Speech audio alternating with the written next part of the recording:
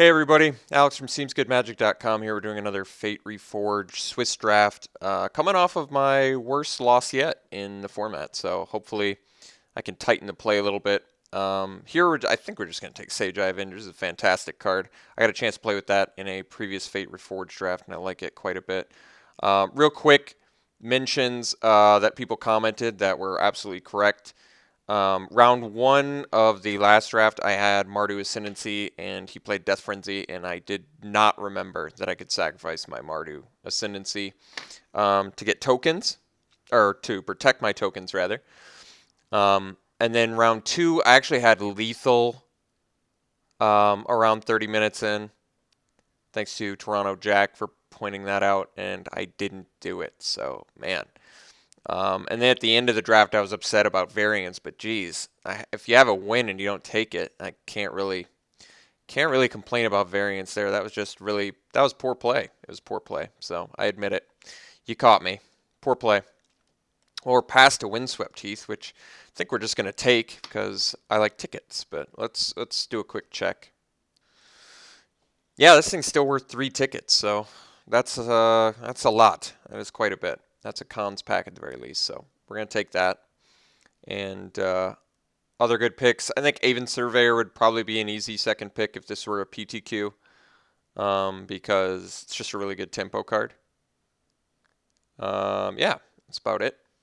Let's take 3 tickets instead. Okay, now I think we're back to actually taking a card here. So probably the Lotus Path Gen. It's got Prowess, which goes well with our first pick. But otherwise, it's like Hunt the Weak, which is actually a good card and a card I like. But it's tough to deny Evasive Prowess. I think staying on color and waiting to see what's open, I'm going to try and play it a little more safe this time around, rather than branch out early and maybe get cut off. So let's just take a good blue pick here. See if we can't keep that going. Okay. So strongest cards in this pack are probably Enhanced Awareness. Instant Speed card draw certainly works well with Prowess. Windscarred Crag might actually be the pick. I know it seems like a weird one, but if you're in Prowess, you usually want Jeskai cards. And though, well, I mean, I guess that is debatable, because I don't feel like Sultai Skullkeeper is the pick here. If I ended up Sultai, I might want it, but it's never like a if you don't have it, your deck sucks sort of thing. Warflare is certainly good. Enhanced Awareness is probably the safest pick, though. It is pretty good card draw. I don't have any issues with the card. Windscarred Crag is just going to be the best if we end up Jeskai, but let's take Enhanced Awareness. Let's stay on point, see what kind of good cards are open here. Like now, we can more easily take a Swiftwater Cliffs. Abzan Sky Captain is quite good, though. Do I want my base colors to be blue-white? Well, I mean, Sky Captain is a pretty good one. It dies, it buffs something else. That's good value. Really is. This is a great card. It's probably better than the Swiftwater Cliffs. Otherwise, nothing else here really standing out to me. A res spell is fine. Let's just take the Sky Captain. I like this card.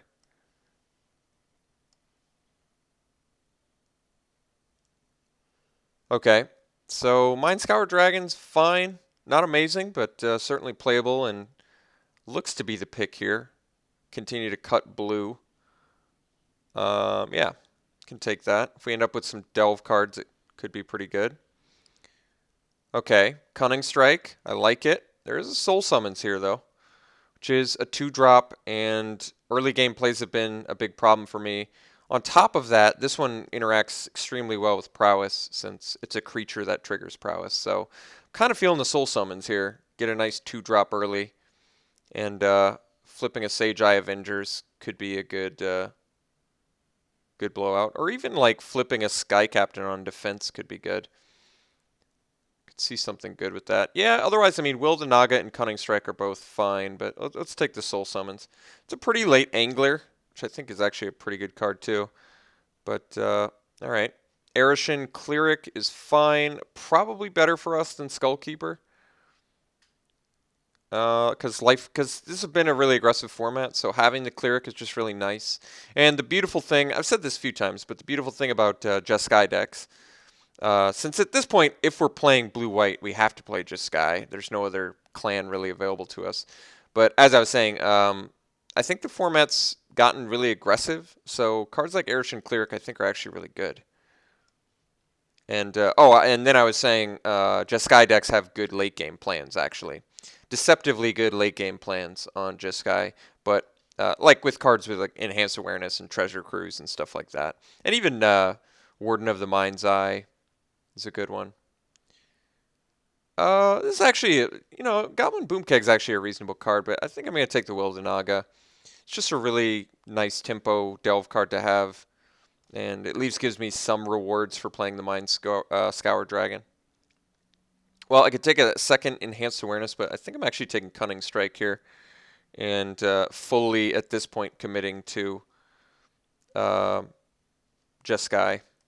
which is fine. I think Cunning Strike is also fine on the splash. Alright, let's just cut a blue card from here. I could just rare draft, I guess. I don't think anything's happened with Crucible the Spirit Dragon. But this card's pretty terrible. Renowned Weaponsmith. Take it anyway. I prefer to not play it. Soul Summon's Tabling is a great sign, since I think this card's really good, and like I said, it interacts well with our prowess stuff. So, looks like we're a base blue-white. I'm just cutting all the blue and white cards I can at the moment. I don't think Abzan Runemark's the card I want in here. Despite the fact that it works well with prowess. I don't think since I can never get that vigilance on it, it's probably not worth it. But yes, we have 7 creatures so far. Really, I think we're set up reasonably well for a nice shell. Seeker of the Way would be the pick, but I think we're just going to take Dig Through Time, which is our final. It's just a great card in general. I mean, Seeker of the Way is probably you pick it over everything, especially in this kind of deck. But Dig Through Time is the exception since it's worth tickets and is very, very powerful card advantage. And I've had Dig Through Time flip some games for me, so I really don't have an issue taking it there. Falconer is very good. I like the Master of the Way as well. I'm kind of feeling the Falconer. It's tough to deny the value of flying, especially alongside cards like Sky Captain, so I can even like bolster it or another card and give it flying. It just very good card. Master of the Way or Defiant Strike would be nice wheels. I really do like Master of the Way a lot. I'm a huge proponent of that card, but I think we're just going to take the Falconer here. Just a bit cheaper. Okay. So options now are Aerostorm, which is going to be tougher on the splash. I think the pick here is actually Frontier Bivouac. I could take Defiant Strike, but there's a better chance that tables. And fixing for our colors in both blue and red right now is pretty nice. It actually gives us 2 sources of green potentially too, which is certainly interesting, but doesn't need to mold this deck really. But yes, Dig Through Time was a good open. I do enjoy a good Dig Through Time, and that's going to give us more rewards for our Mind Scour Dragon, as well as our early plays with the Soul Summon. So I think we're still in a pretty good spot here. What am I looking for? I guess I'm looking for, well, a lot of everything. We're pretty well spread out. I guess some more removal would be nice. Can never complain about that. Alabaster Kirin seems like it's probably the pick, but there is Force Away, which I've come to like more with all the auras, and there's Tranquil Cove, which is good fixing. Currently at 12 playables, though, and we're about a quarter of a way through pack 2. I don't know. There's a good chance Tranquil Cove is what I want, but I'm kind of feeling the Kirin here.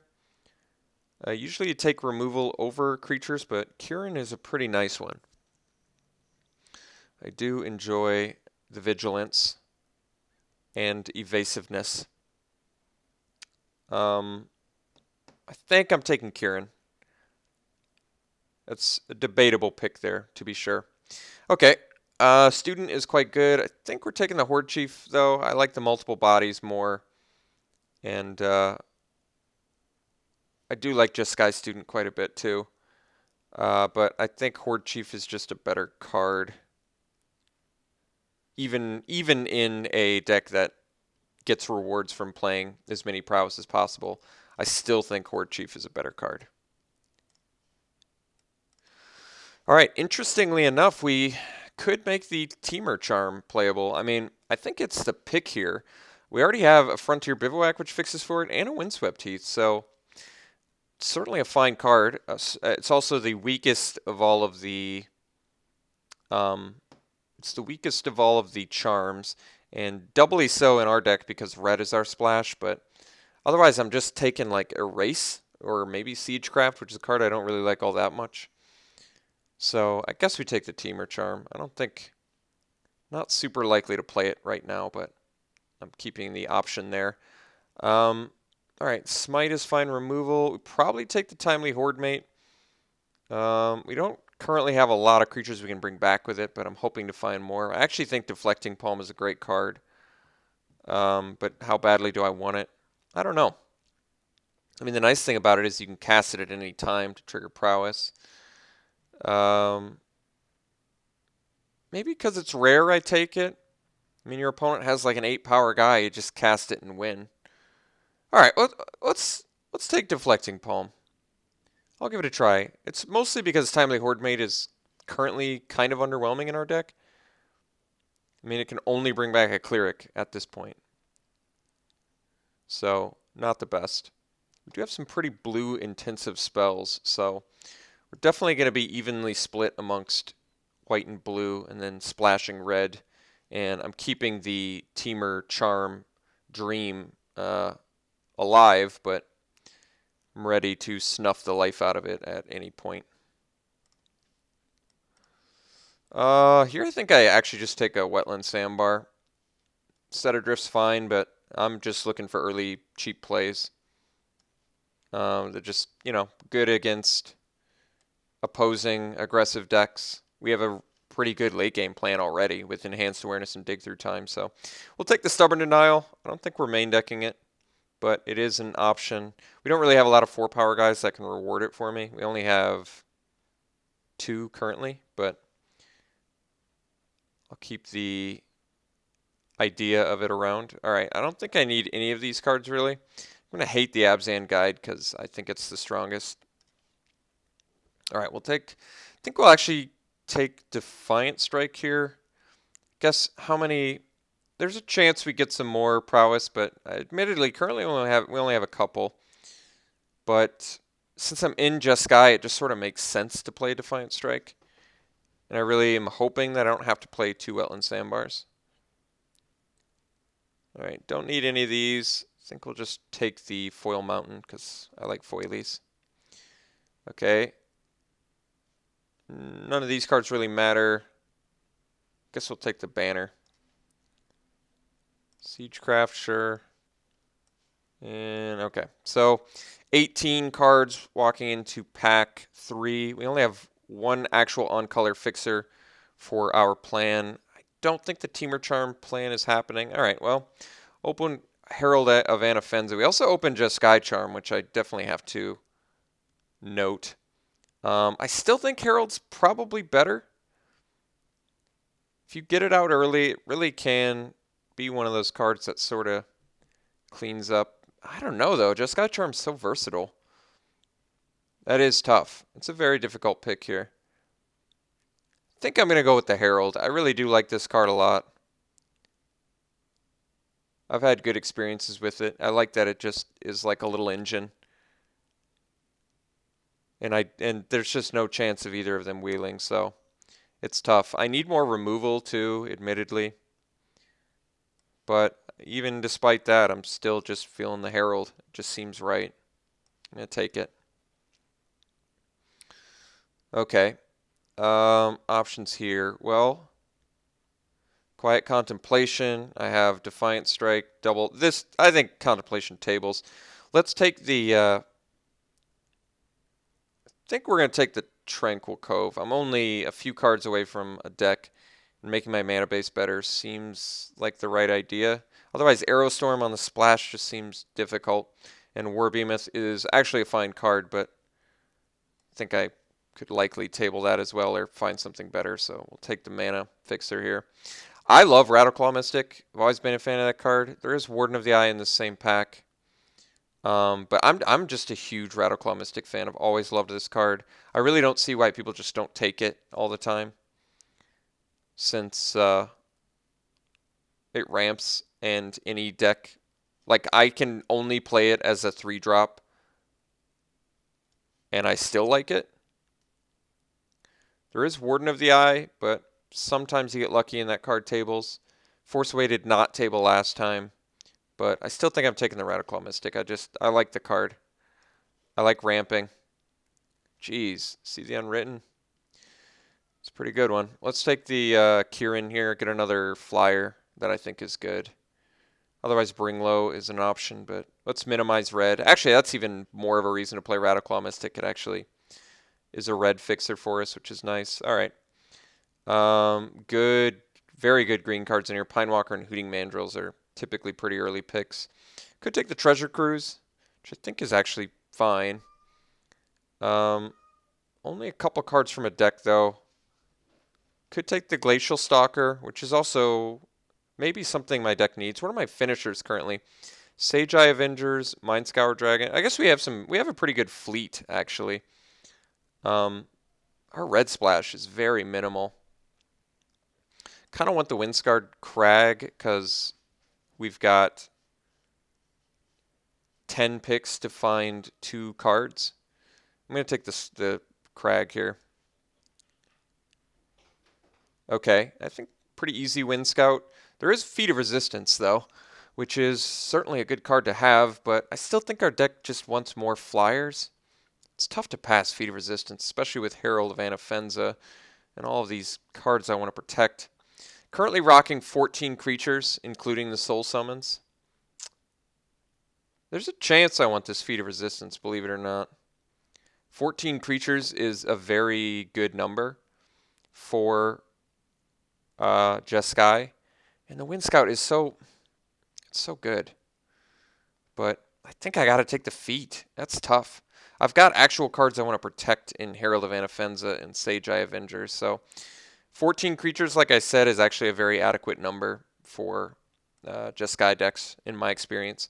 All right, Smite the Monstrous is a fine card. Don't mind having it as the 22nd card. All right, Canyon Lurkers is an option. Secret Plans, I don't think we're going to make work. Salt Road Patrol's fine. We're kind of heavy on the 4-drops already. Singing Bellstrike is actually probably a fine card in this deck. We have enough early plays where I think it could do stuff for us. I don't know what I'd cut for it, though. I still very much like the Cunning Strike. Could actually pick the Canyon Lurkers, which isn't amazing on the splash, but it's fine.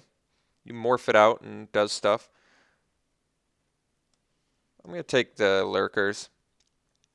Okay. Now I can take Scaldkin or Sage Eye Harriers, both of which are fine, not amazing. Guess we'll take the Scaldkin. There's a chance I play it. Do have a lot of 4-drops. Got the Warbeamoth back, which might actually just be better than the Lurkers. Do I want to play 18 lands in this deck? Probably don't have to. Probably can get away with 17 lands in this deck. If we do, I want to cut back on my 4-drops, so I probably cut the Scaldkin and cut the Lurkers. Could take the Stroke, but I'm going to take the Warbeamoth. There's a chance I cut something else for it. Haven't figured out exactly what yet, but like I could cut the Wetland Sandbar. It's a pretty underwhelming card. I'd probably rather play Warbeamoth.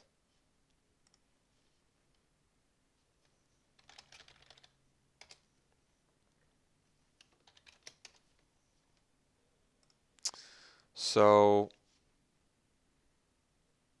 yeah. Do I want to play 18 lands? Do I want to play 17 lands? I did say I can probably get away with 17 lands, which is true. We tabled a Warden of the Eye, which is actually just absolutely fantastic. It's just really what we wanted. back, so really happy to pick this up, and we're definitely going to find a way to play it.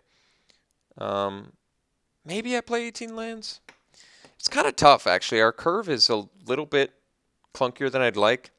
I feel like I'm actually safe in playing 18 lands in this deck because I have Enhanced Awareness and Dig Through Time, both of which kind of offer enough card advantage where there's not a lot of... I'm not really running a lot of risk.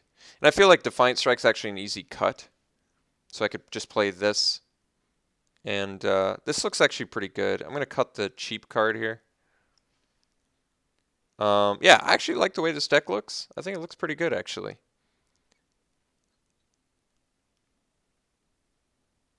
And someone mentioned that I should count manifest cards as half a creature because you have a chance to flip a creature. But I don't think that's entirely accurate. Maybe we can meet halfway and I'll count it as 3/4 of a manifest. Guess it's sort of dependent on how many creatures you're running in your deck, really. You could calculate it out a little bit better that way. Whoa. I feel like I missed a pick or something, but I don't think I did. All right, let's take the Glacial Stalker, which I do actually like more. Ooh, Tale of Swiftwater Cliffs. It's a pretty nice gift. Our mana base actually turned out pretty nice. And we have some pretty adequate creatures. I like to say creatures at this point. What am I cutting? Because I kind of like to play both of our morph, but I guess War Behemoth could get cut for the Glacial Stalker. I think I like Stalker more than Behemoth. That's debatable, of course, but I mean, you get overall the same amount of power and toughness, but with Stalker you get the extra power. 6 usually isn't the magic number in this format, I don't think. I mean, they both get killed by Burn Away regardless, right? I think I like Stalker more. But as of now, this looks like how I'm going to run it. I do like it. Got some good in-game, good card draw. Removal, not the best, but adequate. Smite, Cunning Strike, Will of the Naga, Feat of Resistance, Deflecting Palm aren't really removal, but fine combat tricks. We have a really good fleet of flyers, which I think makes the deck better. Yeah, I think this is actually a pretty solid looking Jeskai deck.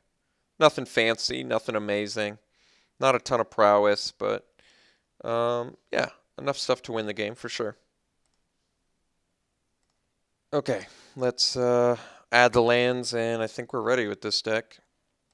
Group stuff separate and take a look, but 15 creatures total because I still like to count the manifest cards as creatures, so pretty close to 15.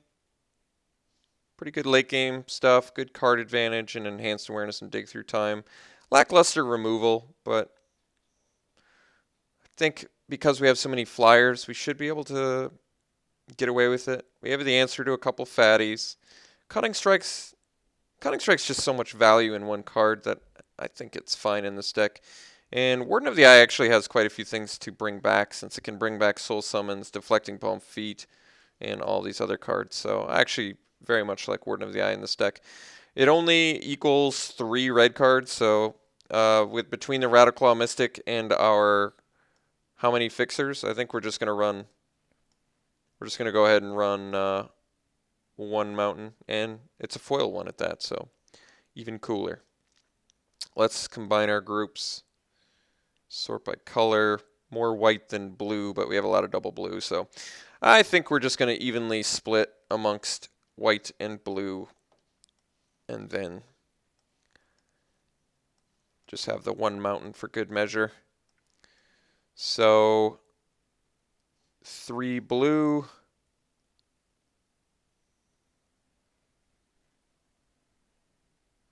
I mean, does this seem like a deck that I could get away with? It seems like a deck that I could get away with 17 lands, but I don't really see strong incentive to do that. Once again, because we have the card draw, it really doesn't make sense to me to potentially hamstring yourself mana-wise by playing 17. Because like I said, if I get flooded, I've got cards like Enhanced Awareness and Dig Through Time that can potentially find me the action that I'll need to seal up a game. So we're playing the Windswept Heath as well for our delve spells and just overall deck thinning. It's nice to run the fetches, I think. And I think the 1 life is probably minimal, especially when you're running cards that lands that gain you life. Okay, so currently we have 1, 2, 3 blue. We have 1, 2, 3, 4, so we're good on red. So we already have 3 blue and 3 white. So let's just try and even up amongst them. No mountains, no forests.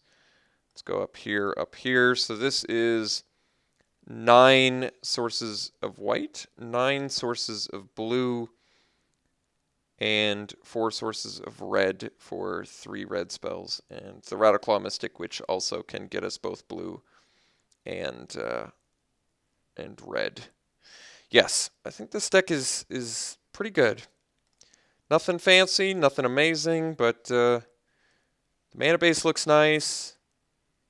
Got enough creatures, enough kind of interesting finishers to take some games over. So I do like this deck. I think it looks nice. And we're going to run it like this, so we'll see you round 1.